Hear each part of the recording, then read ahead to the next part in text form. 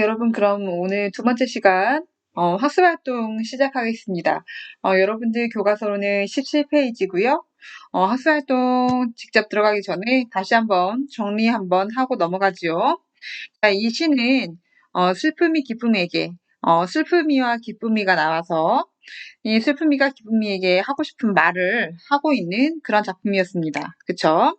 자, 그래서 제재가 슬픔이 기쁨이가 나오고, 그리고 주제는 이기적인 삶에 대한 반성, 기쁨이가 이기적으로 살고 있었죠. 이런 이기적인 삶에 대한 반성과 그 다음에 소외된 이웃과 함께 더불어 사는 삶에 대한 추구, 뭐 이런 것들을 핵심 내용으로 하고 있는 시였습니다.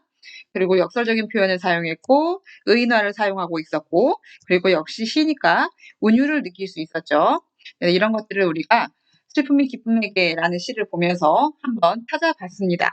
자, 그러면 이제 우리 학습활동으로 가서 학습활동 문제를 본격적으로 풀면서 앞에 있는 시의 내용을 좀 더 정리해 보도록 하겠습니다. 17페이지를 보도록 하죠. 17페이지 1번 문제 함께 보겠습니다.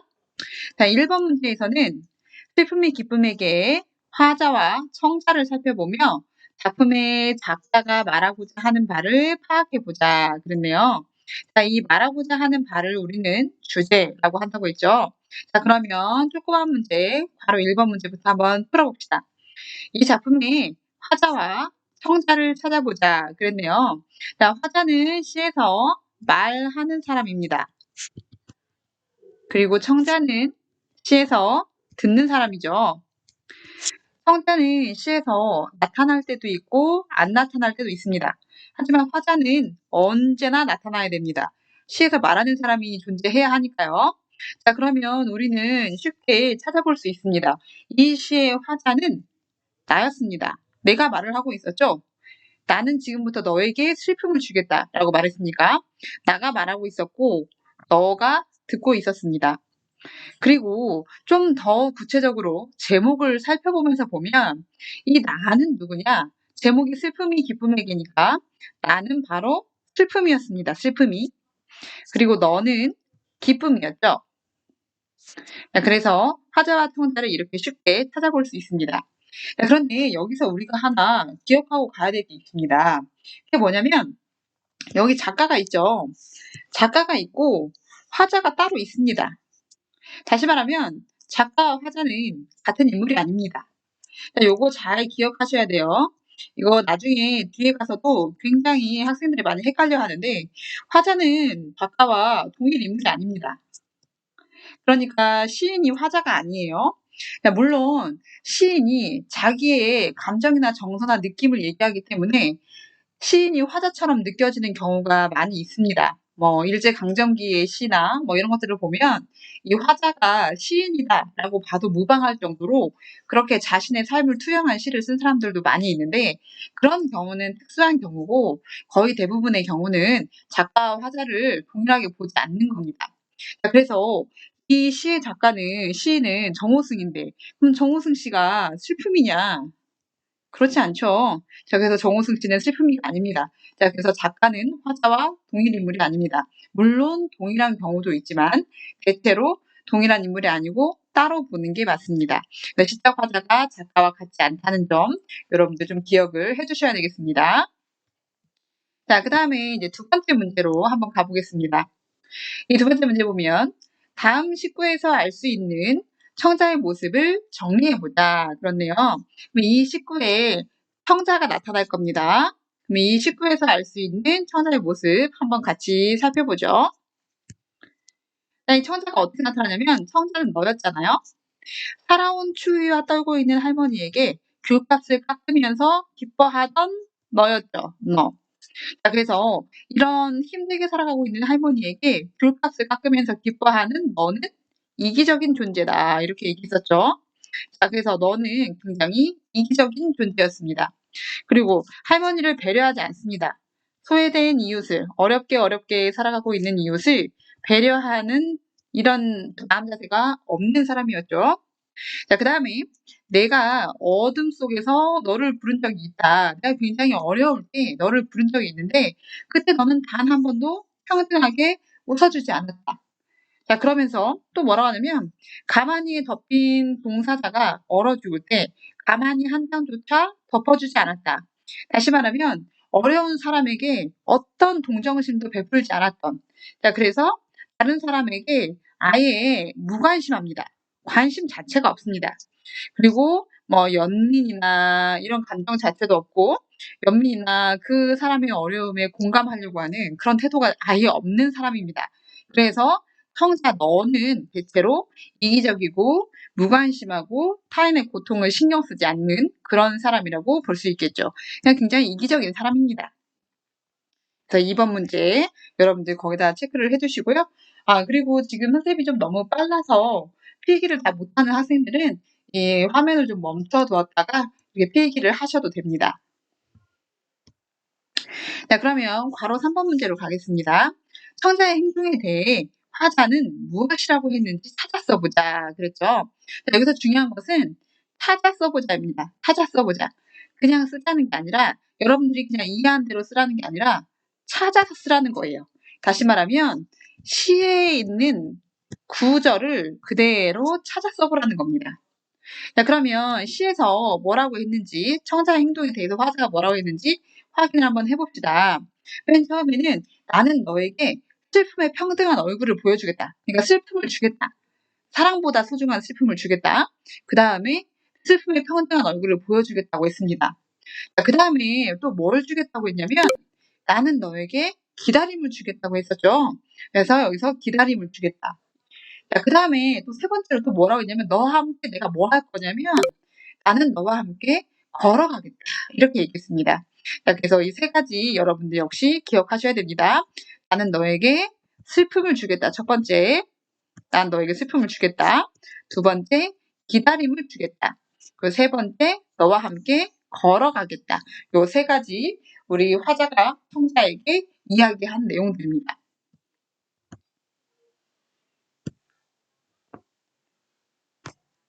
자, 다 메모를 하셨으면 이제 4번으로 갑시다. 2와 3을 바탕으로 해서 작가가 이 작품의 제목을 슬픔이 기쁨에게라고 정한 까닭을 생각해보자 그랬네요. 자, 우리 제목을 작가가 슬픔이 기쁨에게라고 이야기를 했습니다. 왜 이렇게 제목을 정했을까를 생각해보면 슬픔이 기쁨에게, 슬픔이 기쁨에게라는 제목을 듣는 순간 슬픔이 기쁨에게 무슨 말을 했지? 하고 궁금해집니다.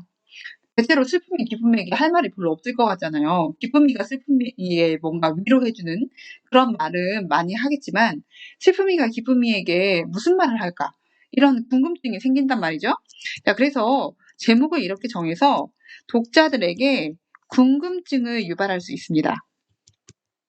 독자에게 궁금증을 유발한다는 것은 결국은 흥미를 유발한다는 겁니다. 그리고 이 시를 읽어보고 싶게 만든다는 거죠. 자, 그리고 이렇게 흥미를 유발한 독자들은 이 시를 열심히 읽습니다. 열심히 읽는데 읽다 보면 이 슬픔과 기쁨의 단어의 뜻이 그 일반적으로 우리가 알고 있는 그런 것과 좀 다르다는 것을 생각을 하게 됩니다. 다시 말하면 이 슬픔과 기쁨이 이 일반적인 인식과 달라요. 일반적인 인식과 이 시에서의 의미와 서로 다르다는 것을 이제 독자들이 알게 됩니다. 자, 그러면은 독자들은 생각하죠. 아, 슬픔이 정말 가치 있는 거구나. 타인에게 공감하고 타인을 배려하는 삶이 정말 가치가 있는 거구나. 이렇게 생각을 하게 되겠죠. 자, 그러면 결국 이 시의 주제를 잘 전달한 겁니다. 주제를 잘 밖으로 드러내고 독자들에게 잘 전달을 한 겁니다. 자, 그래서 이 시의 제목을 통해서 독자의 시선을 끌고 그리고 시인이 전달하고자 하는 주제도 잘 전달했다고 볼 수가 있겠습니다. 여기까지 필요한 부분들 메모를 해주시고요. 네, 그러면 이제 우리는 18페이지로 가겠습니다.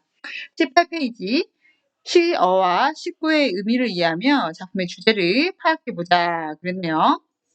자, 그러면 시어와 식구의 의미, 좀 더 시를 세분화해서 보면서 이 의미를 한번 파악해 봅시다. 1번 문제 보죠.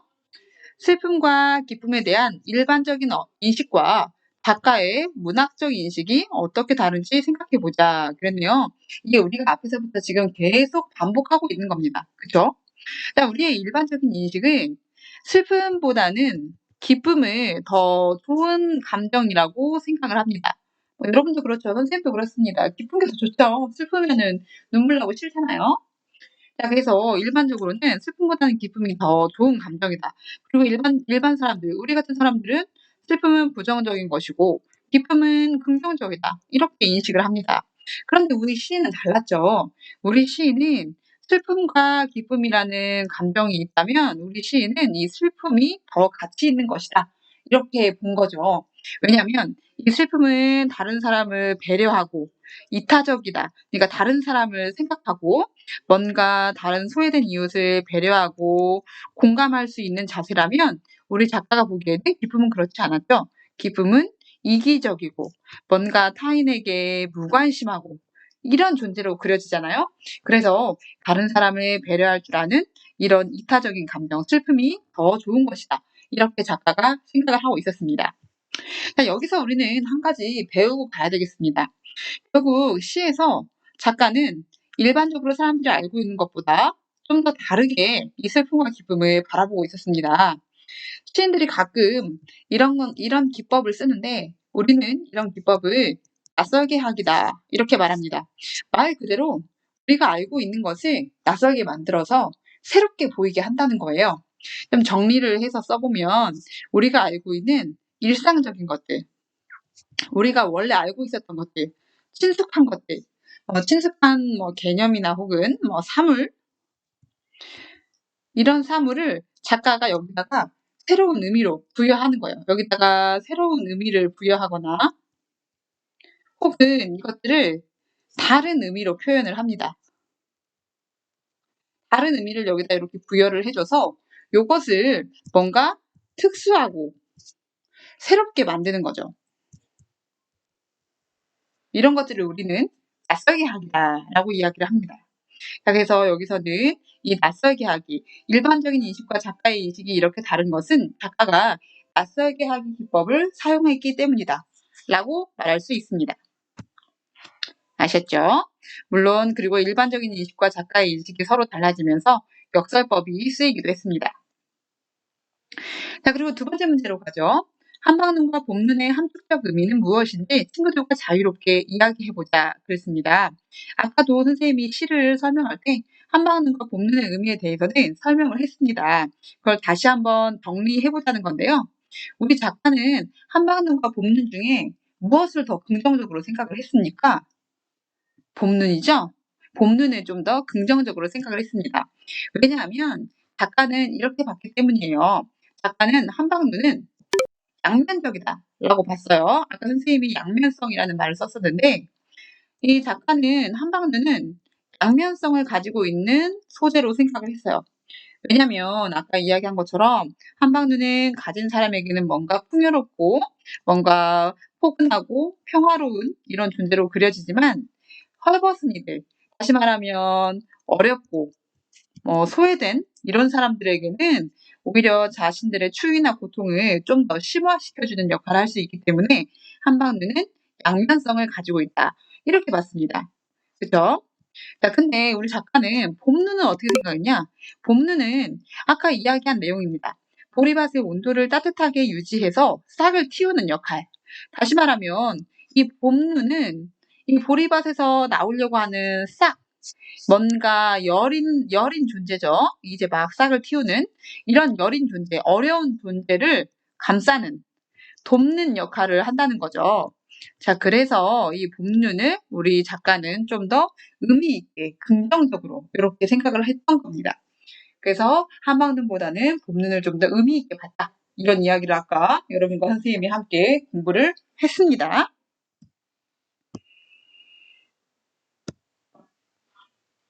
좀 필요한 부분들 메모를 해두시고요. 좀 학습 활동이 좀 여기가 많습니다. 좀 많죠. 자, 그러면 18쪽에 이제 세 번째 문제로 갑시다. 다음 19의 의미를 바탕으로 하여 이 작품의 주제를 파악해보자 그랬네요. 자, 그러면 이 작품의 주제를 한번 알아봅시다. 슬픔의 힘에 대한 이야기를 하며 기다림의 슬픔까지 걸어가겠다. 이 시의 맨 마지막 부분이었습니다. 그죠? 이 슬픔의 힘에 대한 이야기를 나는 너와 함께 하면서 자, 여기서 슬픔은 힘을 가지고 있습니다. 슬픔은 힘이 있어요. 슬픔에게는 무슨 힘이 있냐? 슬픔이 뭐죠? 슬픔이는 다른 사람을 배려하고 다른 사람의 어려움에 공감을 하면서 살아가는 자세를 이야기하는 것이었습니다. 다시 말하면 슬픔이 가지고 있는 힘은 이런 타인에 대한 배려와 공감이 힘을 가지고 있다는 거예요. 다시 말하면 정리하면 어려운 사람들과 더불어 살아가는 삶, 이 더불어 살아가는 삶은 힘이 있다는 거예요. 뭔가 가치가 있다는 거죠. 혼자 이기적으로 사는 것보다 다른 사람과 함께 돕고 배려하면서 공감하면서 사는 것이 의미가 있다는 겁니다. 자, 그러면서 이런 슬픔의 힘에 대한, 이런 더불어 사는 삶에 대한 힘에 대한, 가치에 대한 이야기를 하며 나는 너와 기다림의 슬픔까지 걸어가겠다. 다시 말하면 네가 이 가치를 깨달을 때까지 나는 기다리겠다. 이런 뜻입니다. 자, 그래서 결국 이 작품의 주제는 뭐냐? 그래서 다른 사람, 이웃과 더불어 살아가는 삶, 이웃과 더불어 살아가는 삶의 가치를 알고, 안다는 말은 인식한다는 말로 바꿀 수 있죠. 이런 가치 있는 삶을 인식하고, 그리고 너와도 함께, 너는 기쁨이잖아요. 이기적인 애잖아요. 너와 함께 나는 이런 삶을 살아가겠다. 이런 삶을 추구하겠다. 이런 의지를 표현하고 있는 것으로 볼 수 있겠습니다. 그래서 이웃과 함께 더불어가는 삶을, 이런 삶의 가치를 인식하면서 이런 삶을 추구하겠다. 이런 의미로 생각할 수 있겠습니다. 자, 그 다음에 한 가지만 더 하고 좀 쉬었다가 하겠습니다. 자, 우리 이제 19페이지로 한번 가봅시다. 19페이지. 19페이지로 가면, 페이지가 안 넘어가네요. 잠시만요. 아이고.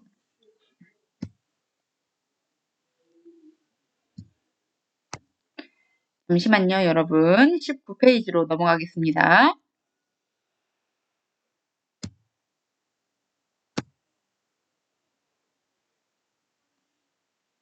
19페이지로 가야 되는데, 이제 그만하라고 그러나? 잘 안 넘어가네요. 넘어갔습니다. 자, 19페이지로 가면, 다음 식구를 낭독해보고, 운율을 느낄 수 있다면 그 이유가 무엇인지 말해보자. 그랬습니다. 자, 이 시를 읽으면서 우리는 운율을 느꼈습니다. 그죠? 시의 아주 중요한 특징입니다. 운율. 자, 그러면 운율은 어떻게 만들어지느냐? 앞에서 잠깐 이야기했는데, 운율은 기본적으로 반복을 해야 만들어집니다.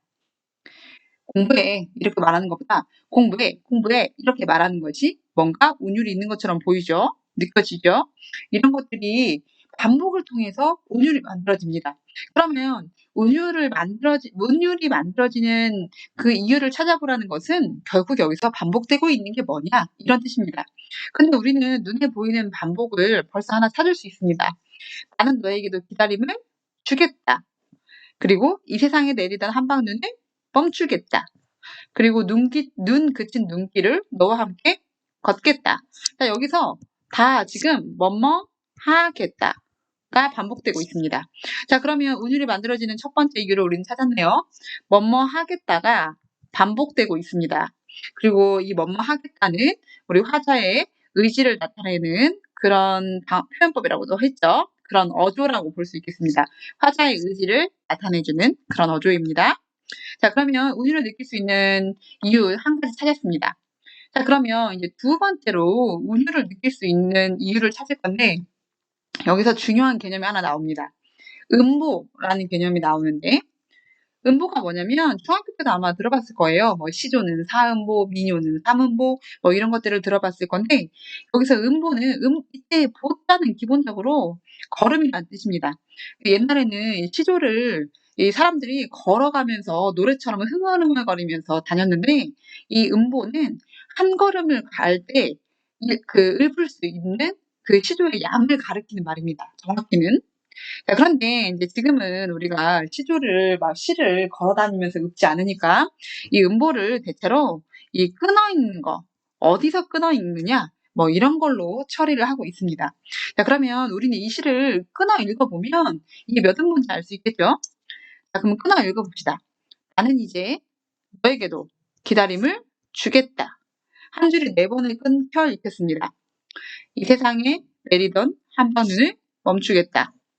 보리밭에 내리던 봄눈들을 데리고 추위 떠는 사람들의 슬픔에게 다녀와서 눈 그친 눈길을 너와 함께 걷겠다. 이렇게 4번에 끊어 읽었습니다.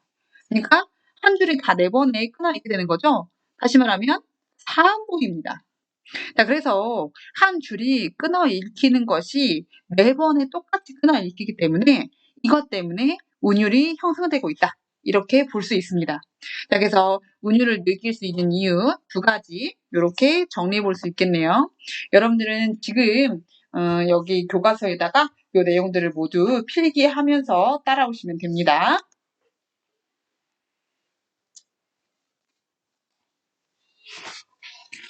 좀 더 하려고 했더니 너무 여러분들이 지칠 것 같아서 자, 일단 오늘 여기까지 하고 좀 쉬어가도록 하겠습니다. 여러분들 앞에서 혹시 필기를 다 못하셨거나 좀 이해가 안 되는 부분들은 댓글로 선생님한테 질문을 해주셔도 되고요. 그리고 지금 우리가 19페이지의 윗부분 3번까지 했는데 여러분들은 이 영상까지 다 보시고 나면 지금 17, 18, 19페이지 여기에 필기하신 내용을 핸드폰 사진으로 찍어서 댓글에 비밀 댓글로 달으셔야 됩니다. 그리고 15페이지에 필기한 내용도 15페이지부터 18페이지까지 필기하고 적으신 내용을 사진으로 찍어서 그 비밀 댓글에 달아주시면 됩니다. 여러분들 굉장히 고생 많이 하셨고요. 다음 시간에 4번부터 19페이지 4번부터 좀 더 이어서 해가도록 하겠습니다. 고생하셨습니다.